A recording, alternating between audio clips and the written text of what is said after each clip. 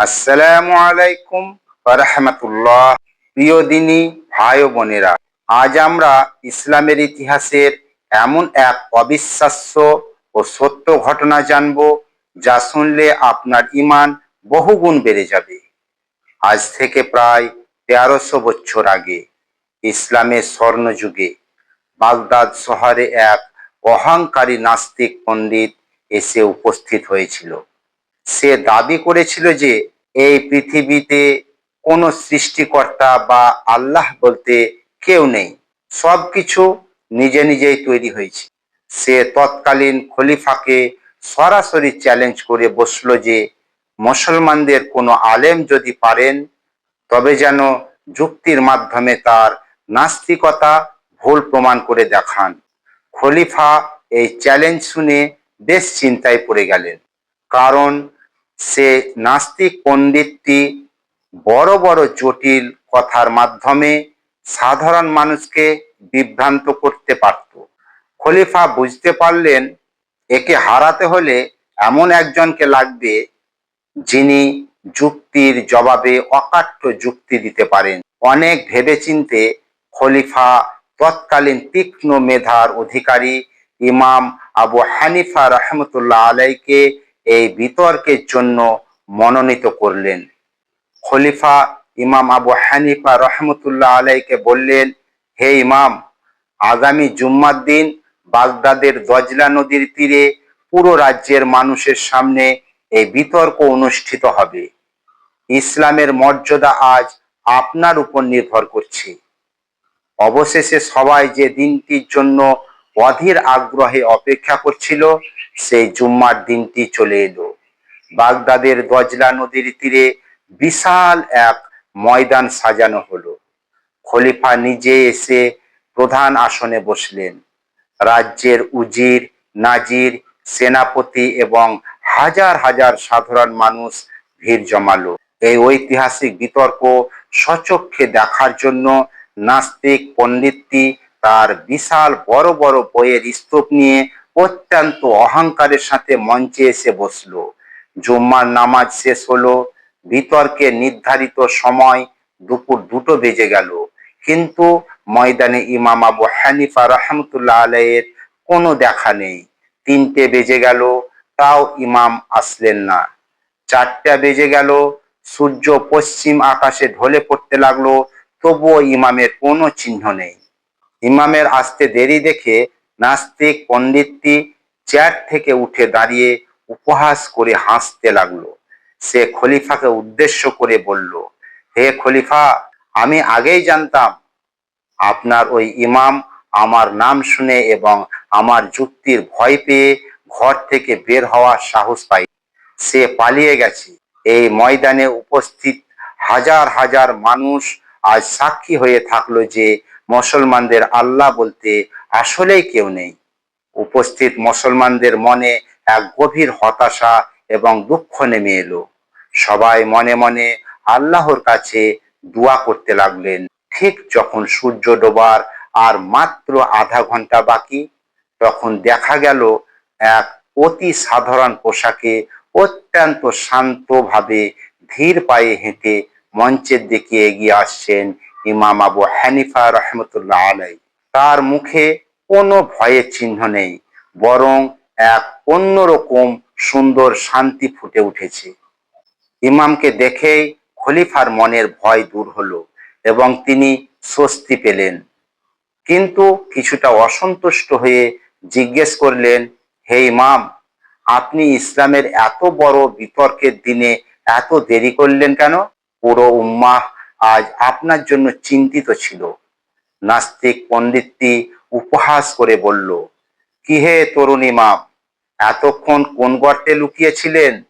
নাকি পরাজয়ের ভয়ে কাঁপছিলেন? ইমাম আবু হানিফা রহমতুল্লাহ আলাই অত্যন্ত বিনীতভাবে খলিফাকে বললেন, জাহাপানা, আমি ইচ্ছে করে দেরি করিনি। আসলে আমি নদীর ওপারে বাস করি। এপারে আসার জন্য আমি দুপুর থেকে নদীর ঘাটে অপেক্ষা করছিলাম, কিন্তু দুর্ভাগ্যবশত আজ ঘাটে কোনো নৌকা ছিল না এবং কোনো মাঝিও ছিল না। আমি যখন চিন্তায় পড়ে গেলাম যে কিভাবে নদী পার হব, ঠিক তখনই আমার চোখের সামনে নদীর তীরে এক অবিশ্বাস্য ও অলৌকিক ঘটনা ঘটল, যা দেখতে গিয়ে আমার এই দেরি হয়েছে। ইমাম বললেন, আমি নদীর তীরে দাঁড়িয়ে দেখলাম হঠাৎ একটি বিশাল গাছ কোনো কুড়াল বা কাঠুরে ছাড়াই নিজে নিজে গোড়া থেকে কেটে মাটিতে পড়ে গেল। তারপর কোনো করাত ছাড়াই সেই গাছের কাঠগুলো নিজে নিজে টুকরো টুকরো হয়ে নিখুঁত তক্তা তৈরি হয়ে গেল। সবচেয়ে আশ্চর্যের বিষয় হলো, কোনো হাতড়ি, পেরেক বা মিস্ত্রি ছাড়াই সেই তক্তাগুলো নিজে নিজে জোড়া লেগে একটি চমৎকার মজবুত নৌকা তৈরি হয়ে গেল। আর কোনো মাঝি ছাড়াই সেই নৌকাটি একা একা ভেসে আমার পায়ের কাছে থামলো। আমি সেই নৌকায় চড়ে নদী পার হয়ে এখানে এসেছি। খলিফা, আপনি বলুন, এই দৃশ্য দেখে কি কেউ না থেমে আসতে পারে? ইমাম আবু হানিফা রহমতুল্লাহ আলাইয়ের এই পুরো কথাটি শুনে সেই নাস্তিক পণ্ডিত খিলখিল করে হেসে উঠল। সে উপস্থিত জনতার দিকে তাকিয়ে বলল, বাগদাদের মানুষ, তোমরা কাকে ইমান বানিয়েছ দেখো। এই লোকটা আস্ত একটা পাগল। কখনো কি কোনো কারিগর ছাড়া কাঠ জোড়া লেগে নিজে নিজে নৌকা তৈরি হতে পারে? নাস্তিক পণ্ডিতটি আরো বলল, কোনো মাঝি ছাড়া নৌকা নিজে নিজে চলতে পারে না। এটি সম্পূর্ণ অসম্ভব এবং প্রাকৃতির নিয়মের বাইরে। এই মানুষের মাথায় কোনো বুদ্ধি নেই। ঠিক এই মুহূর্তে ইমাম আবু হানিফা রহমতুল্লাহ আলাই তার মুখের মিষ্টি হাসিটি হাসলেন। তিনি নাস্তিক পণ্ডিতের খুব কাছে এগিয়ে গেলেন এবং তার চোখের দিকে চোখ রেখে জোরে সরে বললেন, হে পণ্ডিত, তুমি নিজের মুখে স্বীকার করলে যে একটি সামান্য গাছের কাঠ কোনো কারিগর বা মিস্ত্রি ছাড়া নিজে নিজে জোড়া লেগে একটি ছোট্ট নৌকা তৈরি হতে পারে না। একটি ছোট্ট নৌকা যদি কোনো সৃষ্টিকর্তা ছাড়া নিজে নিজে তৈরি হতে না পারে, তবে তোমার সামনে দেখা যাচ্ছে এই বিশাল আকাশ, বিশাল পৃথিবী, এই বিশাল সমুদ্র, মাথার উপর কোটি কোটি নক্ষত্র এবং এই নিখুঁত নিয়মে চলা পুরো পৃথিবী কোনো এক মহান সৃষ্টিকর্তা বা আল্লাহ ছাড়া কিভাবে নিজে নিজে সৃষ্টি হতে পারে? ইমাম বললেন, কিভাবে সূর্য প্রতিদিন ঠিক সময়ে উঠছে আর চাঁদ ঠিক সময়ে আলো দিচ্ছে, এর কি কোনো পরিচালক নেই? ইমামের এই এক লাইনের অকাঠ্য যুক্তি প্রশ্নের সামনে নাস্তিক পণ্ডিতের সমস্ত দর্শন, সমস্ত অহংকার এক সেকেন্ডে ধুলোয় মিশিয়ে গেল। সে পুরো থমকে গেল। তার মুখ দিয়ে আর একটি শব্দও বের হলো না। সে বুঝতে পারল, সে কোনো সাধারণ মানুষের সামনে নয়, বরং এক মহাসত্যের সামনে দাঁড়িয়ে আছে। পুরো ময়দান জুড়ে তখন হাজার হাজার মুসলমান একসাথে চিৎকার করে উঠল, আল্লাহু আকবার, আল্লাহু আকবার।